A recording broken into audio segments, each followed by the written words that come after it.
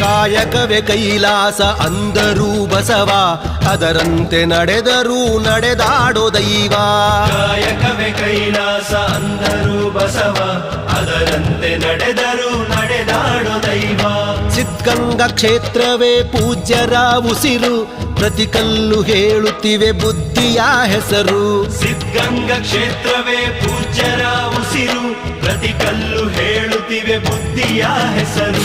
ಕಾಯಕವೇ ಕೈಲಾಸ ಅಂದರೂ ಬಸವ, ಅದರಂತೆ ನಡೆದರೂ ನಡೆದಾಡೋ ದೈವ.